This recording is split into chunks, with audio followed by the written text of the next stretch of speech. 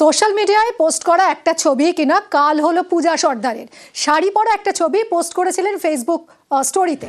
আর সেই ছবিতে যে শাড়ি তিনি পরেছিলেন সেটা মোটেও তার নয়, সেই শাড়ি তিনি চুরি করেছিলেন এরকমই অভিযোগ। এবং এই ছবি দেখেই শাড়ির মালিক তার শাড়ি চিনতে পারেন এবং শেষ পর্যন্ত তার বিরুদ্ধে ব্যবস্থা নেওয়া হয়েছে। আমরা কথা বলবো জিয়াউল আমাদের প্রতিনিধির সঙ্গে। জিয়াউল, ঠিক কি ঘটেছিল, কিভাবে ধরা পড়লেন এই মহিলা? দেখো, মধ্যমগ্রাম থানা এলাকায় প্রায় 4 মাসে একাধিক চুরির ঘটনা ঘটেছে। কখনো টোটো চুরি হয়েছে, কখনো বাইক, স্কুটি এবং সোনা গহনা চুরি হয়েছে এবং চুরি হয়েছে শাড়িও। কিন্তু ধরা পড়লো চোর কিভাবে? 4 মাস আগে চুরি হলেও ডিসেম্বর মাসে চুরি হয়েছে, কিন্তু মার্চ মাসে দেখা যায় যে একটি ফেসবুক পেজে দেখা যায় যে সেই চুরির শাড়ি পরে রয়েছেন এক মহিলা, অর্থাৎ পূজা বিশ্বাস বলে একজন মহিলা তিনি রয়েছেন। এবং সেই সোশ্যাল মিডিয়া অর্থাৎ ফেসবুক ছবি পোস্ট দেখেই আর কি অর্থাৎ বাড়ির মালিকের সন্দেহ হয় এবং তখনই তিনি পুলিশের দ্বারস্থ হয় যে এই শাড়ি এবং এই সোনা গহনা প্রায় 4 মাস আগে তার বাড়ি থেকে চুরি হয়েছে এবং তিনি তারপরে থানায় অভিযোগ দায়ের করেন। অভিযোগের ভিত্তিতে এই সোশ্যাল মিডিয়ায় ছবি অর্থাৎ ফেসবুক পোস্টে ছবি করার পরে সেই শাড়ির সন্দেহ হওয়ায় তাকে জিজ্ঞাসাবাদ, প্রথমে তিনি অস্বীকার করছেন, পরবর্তীকালে সেই ছবি দেখিয়ে তিনি ভেঙে পড়েন এবং সেই সোশ্যাল মিডিয়ার ছবি দেখেই কিন্তু তিনি কার্যত স্বীকার করেন তিনি এই চুরির সঙ্গে যুক্ত। অর্থাৎ পরপর যে চুরি হচ্ছিল এবং বাড়ি থেকে যে চুরি হচ্ছিল এবং তার জন্য একটি বেনারসি শাড়ি ছিল, অত্যন্ত সেন্সিটিভ একটি ব্যাপার। অর্থাৎ সেই শাড়ি চুরি হওয়ার পরেও একাধিকবার কিন্তু বলা হয়েছিল, সন্দেহ করা হয়েছিল, কিন্তু তাকে কিছু বলা হয়নি। পরবর্তীকালে সেই চোর অর্থাৎ সেই শাড়ি পরে প্রায় তিনি সোশ্যাল মিডিয়ায় একটি ছবি ছাড়ে এবং তাতেই সন্দেহ হয় বাড়ির মালিকের এবং সেই ছবি নিয়েই পুলিশের দ্বারস্থ। ইতিমধ্যেই কিন্তু পুলিশ জিজ্ঞাসাবাদে তিনি ভেঙে পড়েন এবং সেখান থেকে এই চুরি যাওয়া অর্থাৎ শাড়ি, সোনা গহনা যেমন উদ্ধার হয়েছে, টোটো, বাইক, স্কুটি সবগুলি উদ্ধার হয়েছে। ইতিমধ্যেই কিন্তু মধ্যমগ্রাম থানার পুলিশের পক্ষ থেকে 6 জন ব্যক্তি অর্থাৎ যাদের বাড়িতে চুরি হয়েছিল তাদের হাতে তাদেরকে ডেকে তাদেরকে সেই অর্থাৎ শাড়ি, সোনা গহনা এবং বাইক, টোটো সবই তুলে দেন মধ্যমগ্রাম থানা পুলিশের পক্ষ থেকে। মিমি, ধন্যবাদ জিয়াউল। ডিসেম্বর মাস নাগাদ আমার বোন একদিন সকালবেলায় চাদরটা খুলে রেখে এই সামনের ঘরে স্নানে যায়। তা ওই সময়ও কাজ করছিল, এসে গুছিয়ে তুলে রাখবে বলে দেখতে এসে দেখে চাদরটা নেই এবং ওই পিরিয়ডে আমাদের বাড়িতে আর কেউ ঢোকেও নি। মার্চ মাস নাগাদ আমার মেয়ে ওর ওই ফেসবুক প্রোফাইলে আমার মিসেসের শাড়ি পরা ছবিটা দেখতে পায়, সঙ্গে সঙ্গে স্ক্রিনশট নেয়। এর মধ্যে বড় মেয়ের এই শাড়িটা কাচিয়ে এক জায়গায় রাখা ছিল, সেটাও পাওয়া যাচ্ছে না। বিয়ের বেনারসি শাড়িটা একটু দামিও শাড়ি, আর এটা একটা সেন্টিমেন্টের ব্যাপার আছে। সেই সময় আমরা লক্ষ্য করি যে আমার মিসেসের গলা বাঁধানো, আমার ছোট মেয়ের লোহা বাঁধানো এবং আমার বড় মেয়ের একটা হার, সেগুলোও পাওয়া যাচ্ছে না। তখন আমরা এইসব দিয়ে থানায় কেস করি। এর দিন 10-15 হবে আমাকে দীপঙ্কর ঘোষ মধ্যমগ্রাম থানা থেকে ফোন করেন, তখন আমাদের এগুলো দেখান, তারপর মেয়েটিকে আনে, মেয়েটি স্বীকার করে। আরজিকর ধর্ষণ খুনে দুর্নীতি যোগ, ধর্ষণ খুনে যোগ সন্দীপ ঘোষের 3 ঘনিষ্ঠের, খুনে যুক্ত আফজার আলী, সুমন হাজরা, বিপ্লব সিংহ। 3 অভিযুক্তের জামিনের আবেদনের মামলায় নয়া তথ্য। জামিন মামলায় হাইকোর্টে চাঞ্চল্যকর তথ্য সিবিআই এর। বিচারপতি শুভ্রা ঘোষের বেঞ্চে জানালো সিবিআই, জামিন শুনানি পিছিয়ে গেল সন্দীপ ঘনিষ্ঠ 3 অভিযুক্তের। আরজিকর খুনের সঙ্গে দুর্নীতি যোগের সম্ভাবনা আছে, হাইকোর্টে চাঞ্চল্যকর তথ্য জানালো সিবিআই। দুর্নীতিতে 3 অভিযুক্তের জামিন শুনানি পিছিয়ে গেল।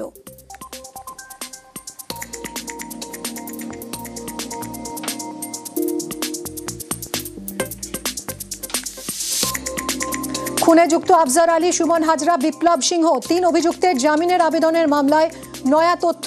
জামিন মামলায় হাইকোর্টে চাঞ্চল্যকর তথ্য সিবিআই এর।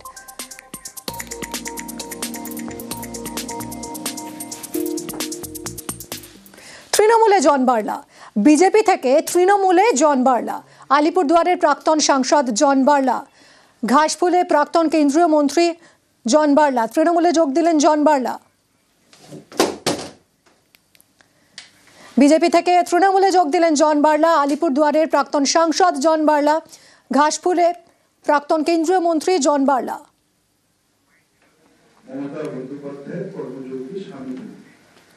2014 से चाय बागान का मजदूर ने बीजेपी को आशीर्वाद दिया था, लेकिन आज चाय बागान मजदूर को क्या मिला? आज मैं धन्यवाद देना चाहता हूं हमारे सुश्री ममता बनर्जी, हमारे मुख्यमंत्री, बहुत सारा काम किया।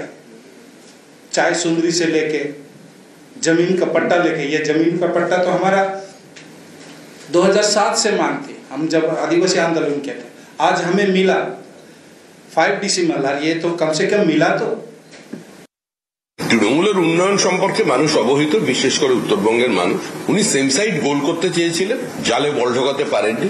আলিপুরদুয়ার থেকে আমাদের সাংসদ মনোজ টিগ্গা নির্বাচিত হয়ে গেছেন, আর বিধানসভায় যদি নির্বাচনে প্রতিদ্বন্দ্বিতা করেন বিজেপির বিরুদ্ধে, তাহলে আমরা তাকে আনন্দে রাখবার জন্য বিশ্রাম পাঠিয়ে দেব। বাংলাদেশে আটক ছিলেন কৃষক উকিল বর্মন, গতকালই মুক্তি পান তিনি। আপনাদের মনে আছে নিশ্চয়ই, আজ শীতলকুচিতে বিজেপি বিধায়করা তার সঙ্গে দেখা করতে গেলে বিজেপি বিধায়কদের গো ব্যাক স্লোগান দেওয়া হলো। উকিল বর্মনের বাড়িতে যাওয়ার সময় বিক্ষোভের মুখে পড়তে হলো শঙ্কর ঘোষ সহ 7 জন পদ্ম বিধায়ককে।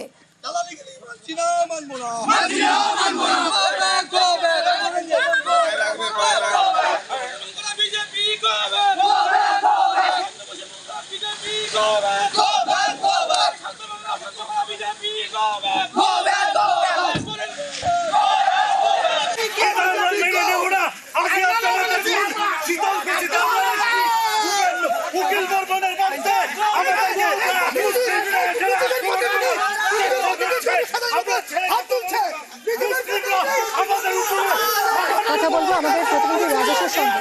রাজেশ, এরকম একটা পরিস্থিতি তৈরি হলো কেন?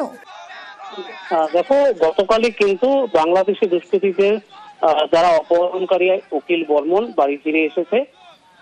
আজ সেই উকিল বর্মনের সঙ্গে এবং তার পরিবারের সঙ্গে দেখা করতে বিজেপির 7 বিধায়ক যখন তার বাড়ির উদ্দেশ্যে রওনা দেন, ঠিক উকিল বর্মনের বাড়ির কিছুটা আগেই কিন্তু এই পদ্ম বিধায়কদের ঘিরে বিক্ষোভ দেখায় বেশ কিছু মানুষ, এবং তাদের সঙ্গে কিন্তু রীতিমতো বাক বিতণ্ডা হয়।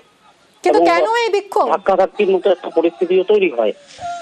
দেখো, বিক্ষোভকারীদের যেটা দাবি যে এতদিন বিজেপি বিধায়করা কোনো খবর নেননি, আর যখন উকিল বর্মন বাড়িতে এসছেন সেই সুযোগকে কাজে লেগে রাজনৈতিক ফায়দা নেওয়ার জন্যই বিজেপি উকিল বর্মনের বাড়িতে যাচ্ছে।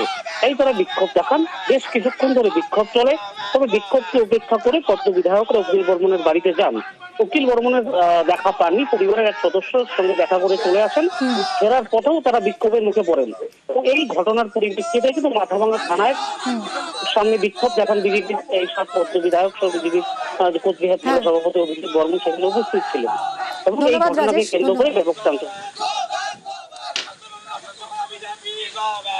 এখানে এসে আমি অবাক হলাম যে রাস্তা আটকে দেওয়া হচ্ছে এবং যে ধরনের ভাষা প্রয়োগ করা হচ্ছে, এ তো বোঝাই যাচ্ছে যে রাজনৈতিক ভাবে উকিল বর্মনের সাথে যাতে আমরা না দেখা করতে পারি তার জন্য তৃণমূল কংগ্রেস, স্থানীয় নেতৃত্ব বা জেলা নেতৃত্ব এই জিনিস করেছে। আমাদের বিধায়কদের উপরে শারীরিক ভাবে আক্রমণ করার যে চেষ্টা হলো, এ কোনো কিছু দিয়ে দমানো যাবে না। একজন মানুষ, তিনি মুক্তি পেয়েছেন, সবাই খুশি, যে কেউ খুশি হতে পারে, কিন্তু তার সাথে বিশেষ তৃণমূল ব্যতীত আর কারো সাথে দেখা করতে যাবে না বা দেওয়া যাবে না, এই নীতিতে যদি পুলিশ চলেন তাহলে নিশ্চিতভাবে পুলিশকেও এর উত্তর কিন্তু দিতে হবে। বিজেপির নেতা না এমএলএ বলল হিন্দুদের উপর আক্রমণ, এরা শুধু হিন্দু মুসলমান করতে জানে, বাংলাদেশ পাকিস্তান করতে জানে। হিন্দু লোক উকিল বর্মন এতদিন তার পরিবার কিভাবে ছিল একবার তারা খোঁজ নিতে আসেনি। আজকে তারা এখানে ফুটেজ নিতে আসছে, ফুটেজ কোনো বিজেপির লোকের এখানে দরকার নেই। আমরা চাঁদা তুলে, পয়সা খরচা করে চাঁদা তুলে বাংলাদেশ থেকে নিয়ে এসেছি।